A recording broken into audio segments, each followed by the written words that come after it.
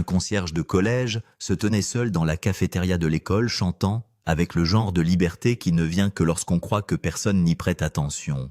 Sa voix résonnait dans la pièce, alors qu'il essuyait les tables et terminait une autre journée de travail ordinaire sans jamais imaginer que quelqu'un à proximité avait discrètement appuyé sur le disque. Cette simple vidéo téléphonique capturée en quelques instants imprévus voyagerait plus loin qu'il n'aurait jamais cru possible. En l'espace de quelques jours, une routine ordinaire qui s'était répétée pendant des décennies est devenue le début d'une nouvelle vie extraordinaire. Pendant 23 ans, Richard Goodall a vécu une vie fondée sur le travail acharné plutôt que sur la reconnaissance. Il a passé d'innombrables matinées à déverrouiller les portes de l'école avant le lever du soleil, à nettoyer les salles de classe, à nettoyer les couloirs et à préparer le bâtiment pour les étudiants qui le connaissaient souvent simplement comme un gardien amical à la voix chantante remarquable. Bien avant que l'Amérique ne le célèbre avec un golden buzzer, des pluies de confettis et un prix d'1 million de dollars. La vie de Richard avait déjà été façonnée par le chagrin, la déception, la persévérance et une histoire familiale profondément personnelle qu'il n'aurait jamais imaginé découvrir.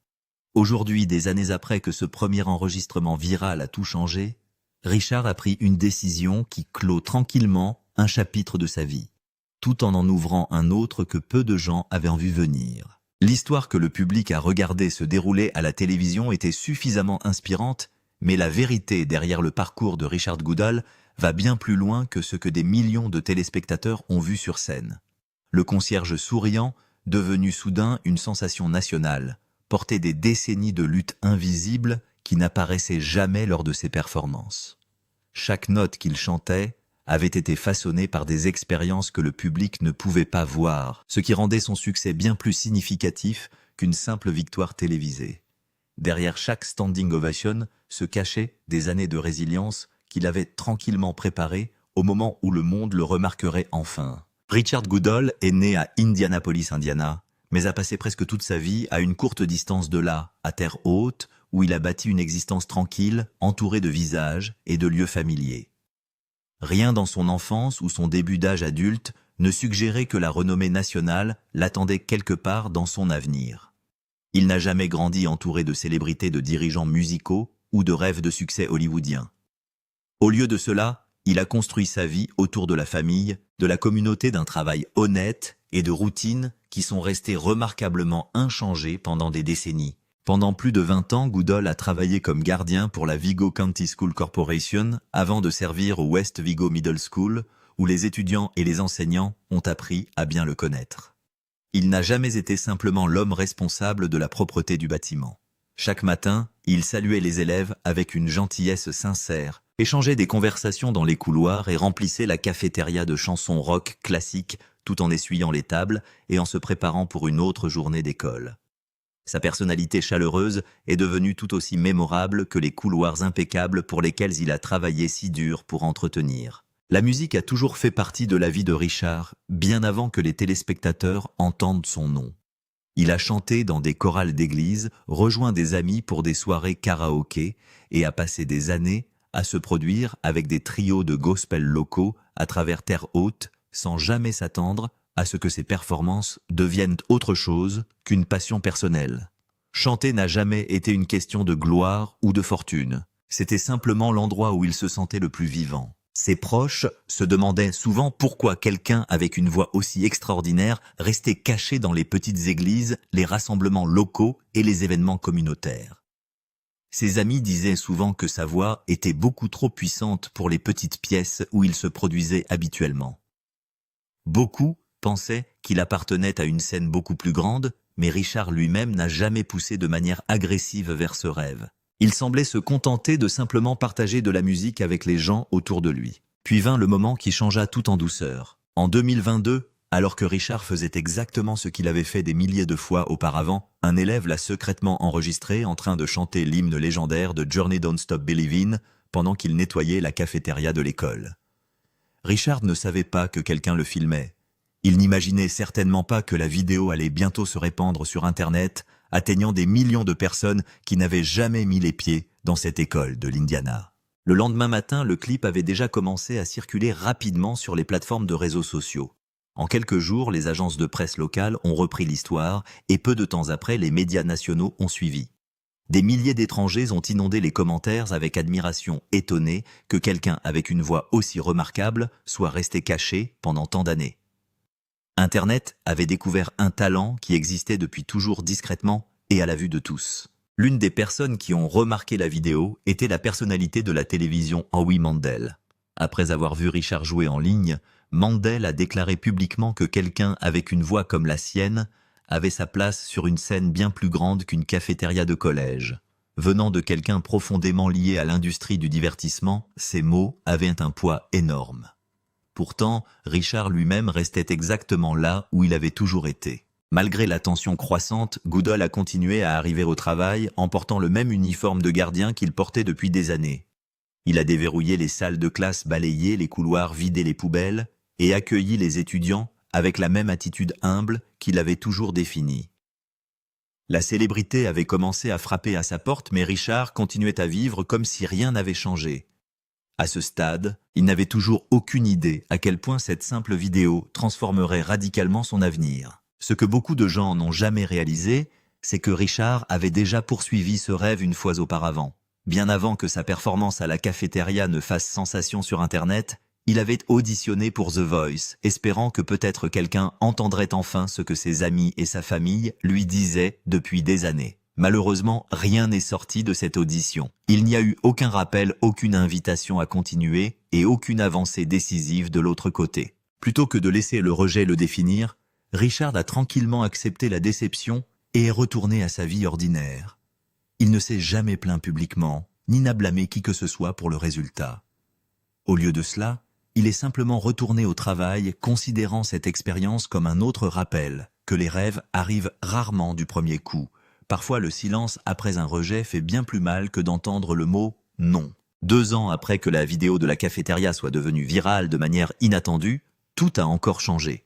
Cette fois, ce sont les producteurs de America's Got Talent qui l'ont contacté directement. Au lieu que Richard court après une autre opportunité, l'opportunité s'est finalement présentée à sa recherche. Après des décennies passées à attendre que quelqu'un le remarque, l'invitation est arrivée au moment où il s'y attendait le moins.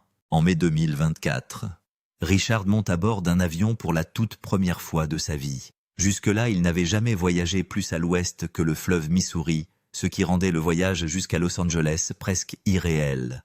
Chaque étape du voyage l'a poussé loin du monde calme et familier qu'il connaissait depuis des décennies.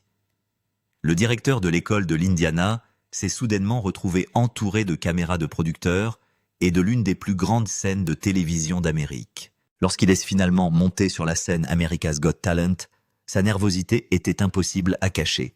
Des années de rêve l'avaient conduit à ce moment unique et la pression pesait lourdement sur ses épaules. Mais dès que les premières notes de Don't Stop Believin' ont commencé à jouer quelque chose de remarquable s'est produit.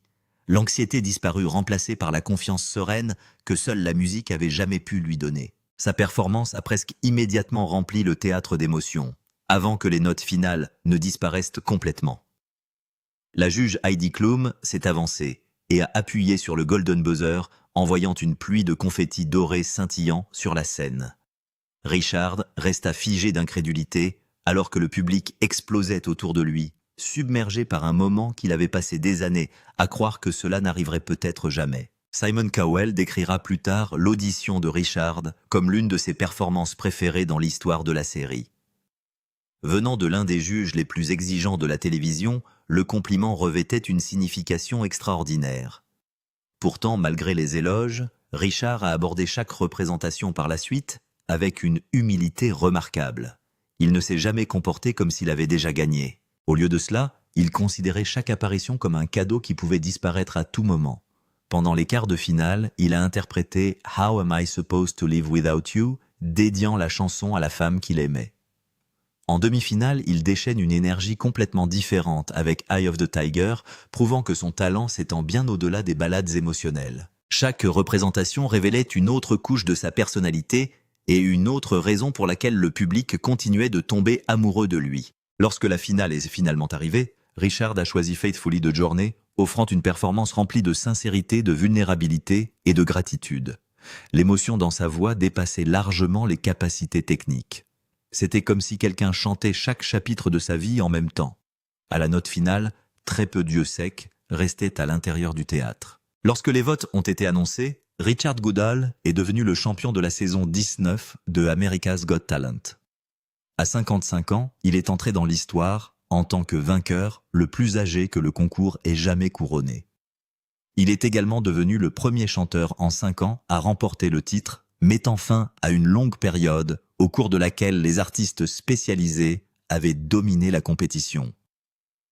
Pour des millions de téléspectateurs, cela ressemblait à la fin parfaite d'un conte de fées. Mais la télévision n'a montré que le dernier chapitre.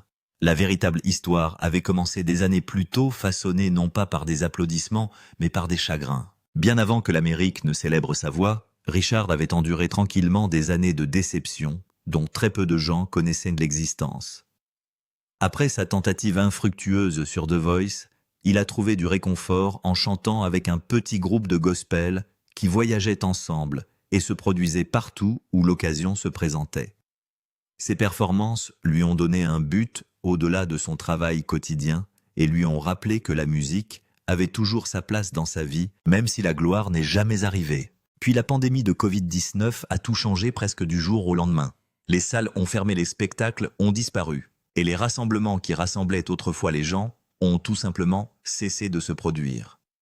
Le groupe évangélique, qui était devenu une partie si importante de la vie de Richard, s'est lentement dissous à mesure que les opportunités disparaissaient.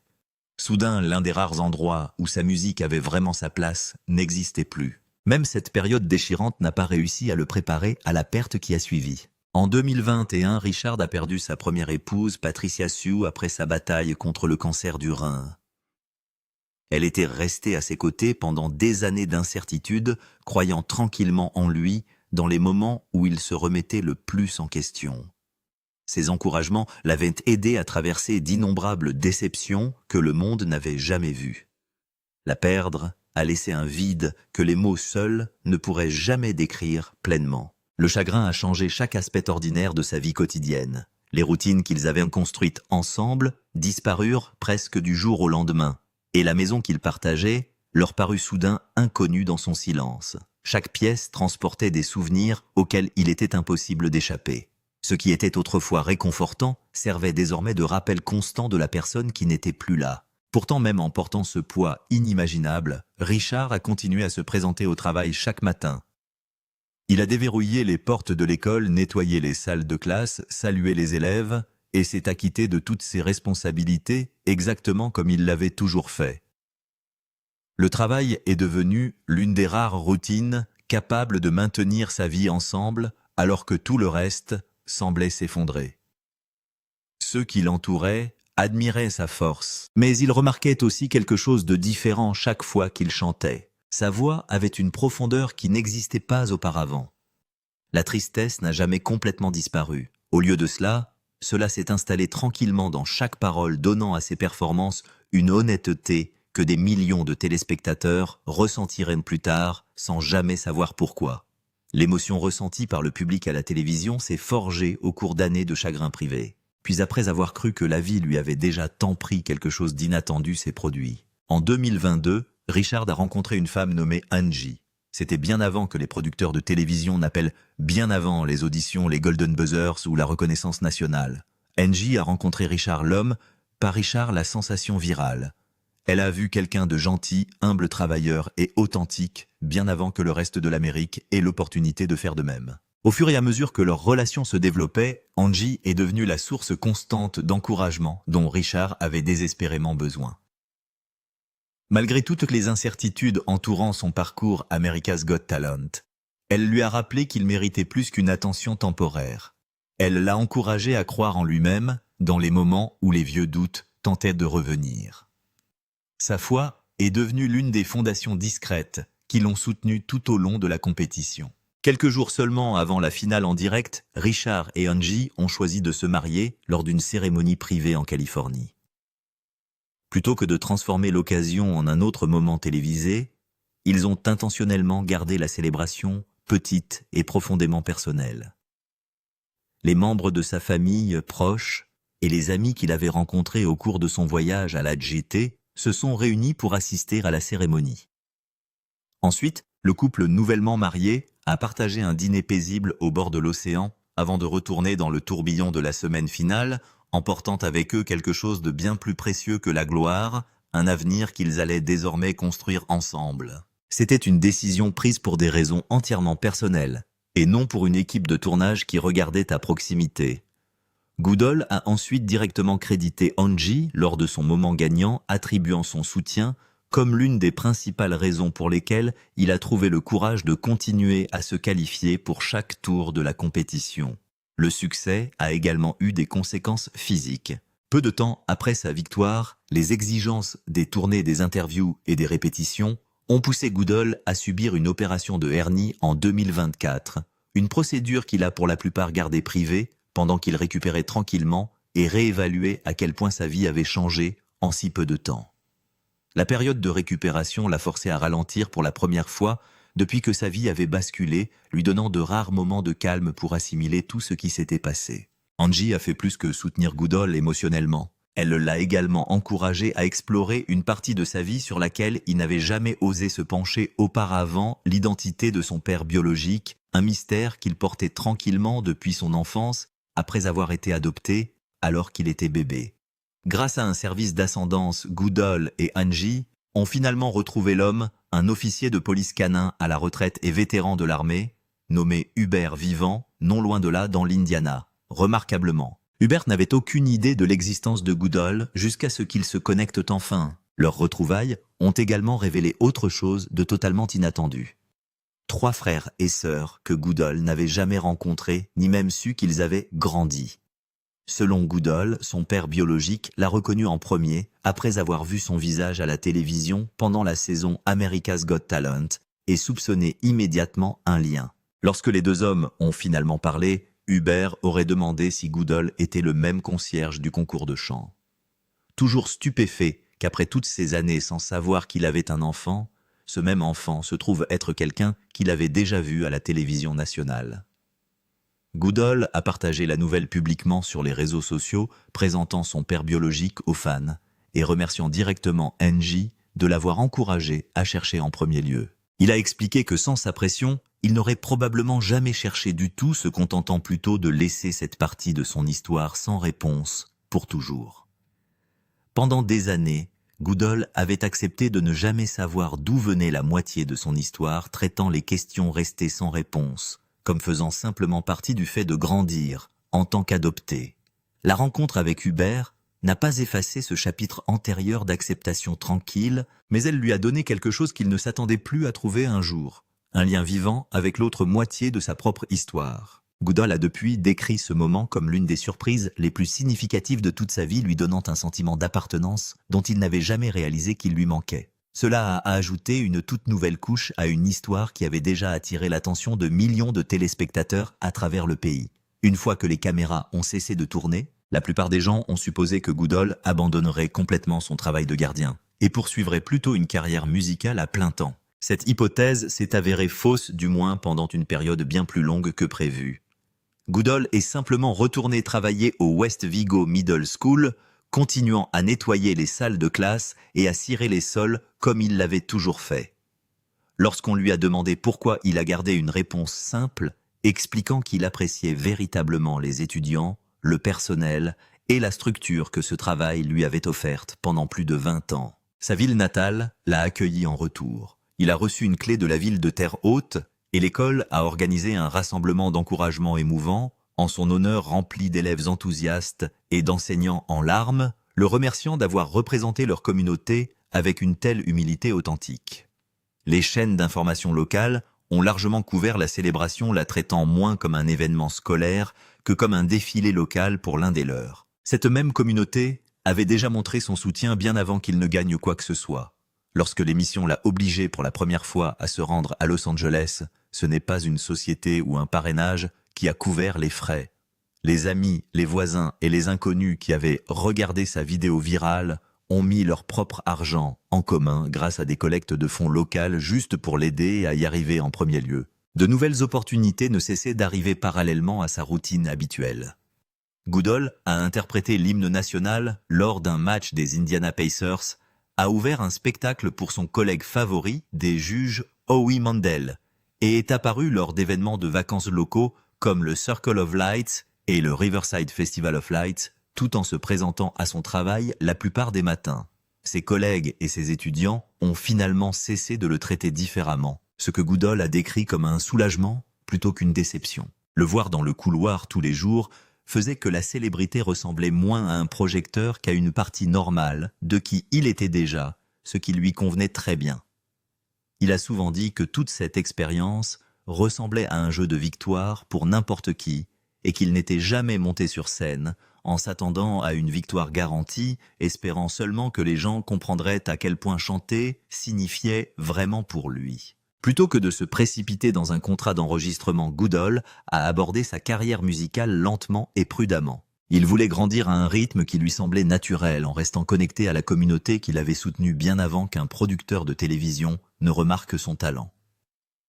Le 29 août 2025, Goodall sort son premier single « Long Time Coming », enregistré à Nashville, aux côtés de producteurs expérimentés.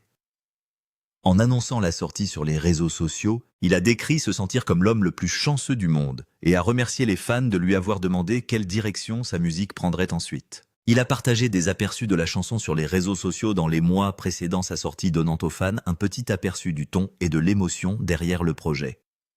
Travaillant avec une nouvelle équipe de direction, Goodall a soigneusement évalué chaque nouvelle opportunité qui se présentait à lui plutôt que d'accepter chaque offre immédiatement.